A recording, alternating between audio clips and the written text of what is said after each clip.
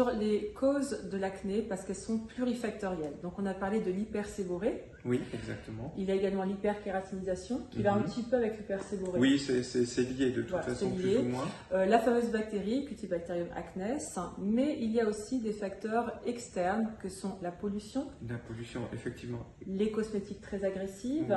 Oui. Ou pas adaptées. Ou pas adaptées, voilà.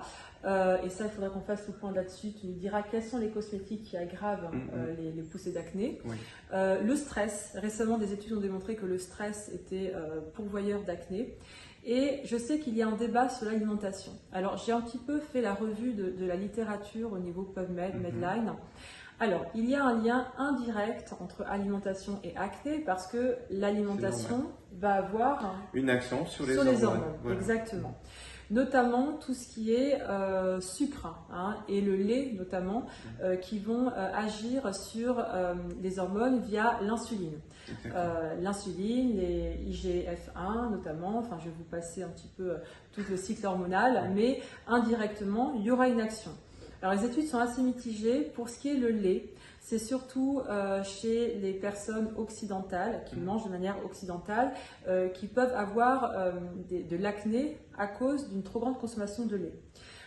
Tout ce qui est sucre, produits raffinés, ça, il y a une évidence parce que pro-inflammatoire, insuline, insuline grosse facteur, donc tout ça, ça va agir sur les hormones qui vont du coup être des hormones androgènes. Ça va faire augmenter le taux d'hormones androgènes indirectement via l'alimentation. D'où surtout une acné qui est très enquistée comme ça. Exactement, très profond, très enquistée. Et il y a des aliments à privilégier. On va parler surtout aussi des compléments alimentaires, mais les aliments on s'en doute, c'est tout ce qui est légumes, légumineuses, fruits, voilà, avoir une bonne hygiène, les fibres. On évite tout ce qui est raffiné bien évidemment. Et alors au niveau des compléments alimentaires, Benoît, qu'est-ce qu'on peut proposer aux patients qui souffrent d'acné lié à l'alimentation, lié au stress, lié aussi aux hormones, parce que tout le monde ne veut pas prendre de médicaments anti-hormones. Donc il y a aussi dans les compléments alimentaires des choses qui vont agir là-dessus. Tout à fait. Le premier complément qui me vient en tête, c'est le zinc, bien sûr. Le zinc, il va avoir un côté, on le connaît, assainissant, stimulant de l'immunité. C'est un côté antioxydant aussi, et ça a un côté aussi sur tout ce qui va être hormonal, de manière un peu légèrement détournée, mais c'est aussi ce que l'on donne en première intention, de manière médicamenteuse, pour commencer l'acné, à traiter l'acné. Tout le monde ne supporte pas l'effizinc, le exactement, fameux effizinc, voilà, au niveau notamment intestinal, mais il n'y a pas que l'effizinc, il existe aussi du zinc sous d'autres formes de complémentaires qui sont mieux tolérées. Oui, tout à fait. Il y a des formes qu'on appelle chélatées, où en fait, si vous voulez, le minéral, le zinc, va être lié à un morceau de protéine pour que finalement il soit bien absorbé au niveau intestinal, suive le chemin de l'absorption des protéines, et donc il y a une meilleure absorption, comme je viens de le dire, mais pas de compétitivité aussi au niveau des récepteurs aminéraux. D'autres compléments alimentaires, Benoît, je sais qu'on en parlait tout à l'heure, il y avait d'autres petites choses intéressantes. Il y a notamment de la phytothérapie comme la bardane, qui vient en tête, et la pensée sauvage, qui ont des actions détournées, dépuratives de la peau pour activer en fait le renouvellement cellulaire et faire sortir les boutons d'acné ou les kystes plus rapidement. Voilà. Exactement. Il n'y a pas aussi des compléments alimentaires qui agissent sur ce côté un peu hormonal? Est-ce que ça existe? Si, il y a quelques plantes. Laboratoire en particulier, notamment il y a NHCO qui va avoir une action dessus. Il s'appelle L-Ambeskin, justement. Il a une action assez étendue où on va agir aussi notamment donc, sur tout ce qui est cycle hormonal, le stress bien entendu, où vous avez de la rhodiole dedans, et la rhodiole va avoir une action pour tempérer les pics d'émotivité et donc le fait de se ruer sur des aliments sucrés ou être très stressé. Bien sûr, la base aussi, je pense, tu penseras comme moi aussi certainement, le magnésium qui est la base de tout. Baséifier le corps, c'est important. Voilà. Par l'alimentation Par aussi. l'alimentation L'importance aussi. de l'alimentation, La prise de probiotiques aussi, Ah oui, puisqu'on a au sein de notre peau un microbiome et lorsqu'il y a des dysbioses au niveau du microbiome de la peau, c'est-à-dire un déséquilibre des bonnes bactéries au profit des mauvaises, eh bien, Cuterium bacterium se développe et provoque des boutons inflammatoires. Très bien. Au niveau des médicaments, il y a des médicaments qui aggravent l'acné. Pour commencer, les corticoïdes, donc pris sous forme soit locale ou orale. Il y a également certains antidépresseurs qui ont une action vraiment d'augmenter la sécrétion de sébum. Il y a les sels de lithium également, qui font partie de la classe des antidépresseurs, et certains contraceptifs oraux avec des progestatifs androgéniques qui vont augmenter l'acné. Au niveau des cosmétiques, Benoît, qu'est-ce qui va aggraver une acné? Alors déjà, il faut, je dirais, ne pas maltraiter sa peau. Si on a de l'acné, la peau est inflammée, donc il ne faut pas trop exfolier sa peau, notamment avec des exfoliants à grains. Je pense qu'il faut plutôt les bannir. Il vaut mieux privilégier les exfoliants dits enzymatiques ou chimiques, tels que ce que je disais tout à l'heure, l'acide glycolique, l'acide azélaïque, salicylique aussi. Et aussi faire attention aux produits hydratants qu'on va utiliser. Il ne faut pas que ça soit trop riche. Il faut prendre des textures fines voilà. Enfin, au niveau des huiles, c'est vrai qu'on nous déconseille les huiles, mais toutes les huiles ne sont pas mauvaises. Non, chaque huile a un taux de viscosité, je dirais.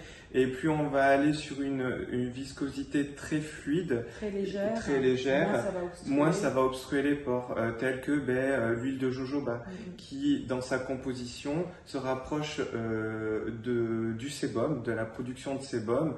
Donc si c'est appliqué sur notre peau, en fait, les glandes sébacées vont se mettre au repos, puisqu'elles n'auront plus besoin de produire autant de sébum, puisqu'on lui en apporte, entre guillemets. Voilà. Il y a les huiles de CBD aussi auxquelles je pense, qui sont quand même conseillées, qui sont des huiles quand même sèches, légères. Sèches et légères, antioxydantes et anti-inflammatoires surtout. Donc on agit au niveau de l'inflammation justement des glandes sébacées. Tout à fait. Se méfier aussi du chlore pour ceux qui vont à la piscine. Le chlore aggrave les poussées d'acné, donc bien se rincer. Quitte à mettre, je pense, il y a des crèmes en pharmacie qui protègent, qui font des crèmes barrières, ce qu'on appelle, pour éviter le contact du chlore. On parle de goudron aussi. Souvent, on nous déconseille le goudron. Mais dans quoi on trouve du goudron, Benoît, dans les cosmétiques? Moi, je pense que je pense que ça se fait pratiquement plus. Voilà. Faire peut-être attention aux huiles minérales. Qu'on peut retrouver, qui sont de très bonne qualité, certes, de qualité pharmaceutique et reproductible. Donc c'est pour ça que c'est intéressant l'huile minérale, mais ça va être plutôt utilisé pour des peaux qui sont foncièrement très sèches ou qui ont de l'eczéma ou du psoriasis, enfin voilà, ce type de pathologie particulier, de sécheresse cutanée. Et enfin, dernière chose, il y a les UV. Alors, les UV, c'est le faux ami de l'acné. Souvent, les patients disent, docteur, ça va être l'été, ça va être génial, ça va sécher mes boutons, j'ai toujours une peau superbe. C'est une fausse idée. Au fait, les UV, sous l'action des UV, la peau va s'épaissir. Donc, il va y avoir une hyperkératinisation. Vous vous souvenez que l'hyperkératinisation est à l'origine de l'acné. Ça va simplement cacher cette acné sous des tonnes de kératine. Et une fois que l'été va passer, la couche de kératine va s'amincir. Et là, je ne vous raconte pas les poussées d'acné qu'il y a derrière. Donc, protégez-vous du soleil. Continuez votre petite routine beauté. Une routine beauté qu'on fait toute l'année, on la supporte très très bien avec le soleil. Maintenant, on évite d'introduire des actifs un peu agressifs, si je puis dire, l'été. Il faut éviter d'introduire ça l'été. Mais ceux qui ont une routine beauté habituelle, vous la continuez surtout l'été. Au niveau des filtres, moi j'ai entendu dire qu'il fallait privilégier pour l'acné des filtres minéraux. Est-ce que c'est vrai ça ou qu'est-ce que tu en penses? Pas spécialement. Je dirais qu'il faut rester sur vous le solaire qui vous convient le mieux, exactement, que vous supportez et que vous aimez avoir. Il y a vraiment toute une panoplie maintenant en 2024. Énorme. Et surtout quand il y a marqué non comédogène. Est-ce que beaucoup le marquent non comédogène? Est-ce que c'est vrai? Oui, bien sûr, parce que des études dermatologiques ont été faites pour le prouver. Donc, vous pouvez bien sûr vous en référer à ça. Il faut bien faire la distinction entre quand même dans les crème solaire, vous avez la texture crémeuse, vous allez avoir la texture gel et la texture fluide. Privilégiez plutôt les textures gel et fluide pour une peau mixte à grasse et à imperfection.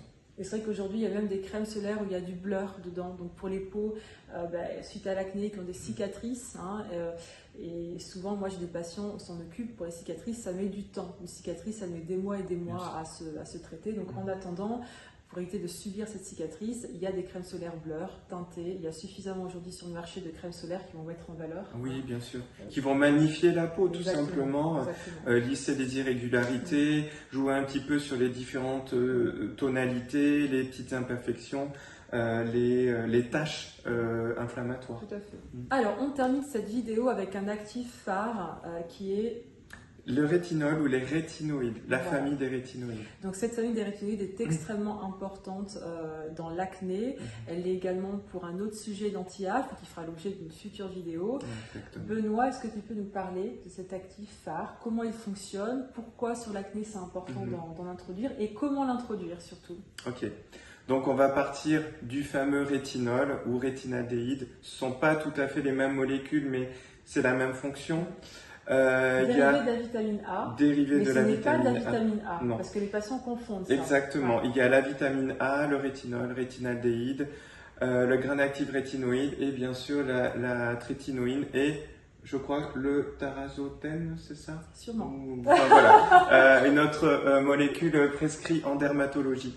Donc il y a plusieurs grades, il y a différents modes d'assimilation puisque plus on part de la molécule simple, la vitamine A, et plus il va falloir des facteurs de transformation pour obtenir la trétinoïne qui est vraiment l'actif que notre peau utilise, l'actif phare que notre peau utilise. Donc pourquoi parler des rétinoïdes? Parce que les rétinoïdes en fait ont plusieurs actions. Ils ont une action déjà anti-inflammatoire. Ils vont activer le renouvellement cellulaire. Qui dit inflammatoire, dit aussi va avoir une action sur les taches inflammatoires liées à l'acné. Lisser le grain de peau, activer donc ce côté, j'ai bloqué, renouvellement cellulaire, voilà. Et puis agir sur la cicatrisation, donc booster la production de collagène. Voilà. Pour éviter ces problèmes de cicatrices, c'est important d'introduire ce rétinoïde. Et comment l'introduire, Benoît? Ça, c'est vrai qu'on le dit beaucoup aux patients. Souvent, certains me disent, docteur, je ne supporte pas, mais on doit l'introduire de manière... très progressive. Il faut là aussi être patient. On va jouer aussi sur la fréquence et la concentration. Bien que maintenant, au niveau de la concentration, il y a une réglementation qui a été mise en place au niveau européen, donc on ne pourra pas excéder les 0,3%. Donc tout va se jouer maintenant sur la vectorisation, c'est-à-dire l'assimilation du rétinol dans la peau. Très progressivement, en fait, ça ne s'utilise que le soir d'une manière générale. Parce que c'est photosensibilisant. Parce que photosensibilisant, exactement. Et puis, on va l'utiliser au départ, peut-être 1 à 2 fois dans la semaine. Voilà. Et bien sûr, en contrepartie, il faudra systématiquement utiliser un solaire tous les matins, même si on l'utilise qu'1 à 2 soirs par semaine. D'ailleurs, un petit détail, il y a 2 choses. Est-ce que tous les types de peau, blanche, mate, noire, peuvent mettre des actifs anti-acné? Est-ce que, selon le type de peau, il faut éviter certains actifs ou pas du tout? Non, je pense que tout le monde peut utiliser ce type d'actifs. Et au niveau du doux nettoyage, souvent on dit qu'en anti-âge, ça fera l'objet d'une autre vidéo YouTube, il faut faire un doux nettoyage le soir et le matin juste se rincer, mais que dans l'acné, il faut faire un doux nettoyage le matin, mais également le soir. Qu'est-ce que tu en penses de ça? Alors, se nettoyer le visage, oui, le matin, bien sûr, mais pas forcément. Pas forcément doux nettoyage. Pas forcément doux nettoyage. Les gels seront plutôt. Tout dépend de l'acné que l'on va avoir. Si on a une acné vraiment très inflammatoire et douloureuse et une peau sensible et rouge, on va privilégier plutôt des crèmes lavantes spécifiques pour l'acné. Ça existe maintenant, qui vont éviter en fait d'être trop asséchante. Si on a une peau qui est plutôt moins inflammée, là on pourra partir sur des gels nettoyants. Le soir, oui, double nettoyage parce que vu qu'on utilise au départ quand même un solaire Et pour les personnes qui se maquillent, fond de teint ou autre, il faut des actifs gras pour liquéfier en fait tout ce qui va être maquillage et filtre solaire. Et ensuite, libérer la peau du reste des résidus gras du premier nettoyant, plus enlever les restes de pollution, enlever, bien nettoyer l'excès de sébum de notre peau. Voilà. Très bien. Et particules de pollution, très important. Excellent. Merci Benoît. Merci à toi.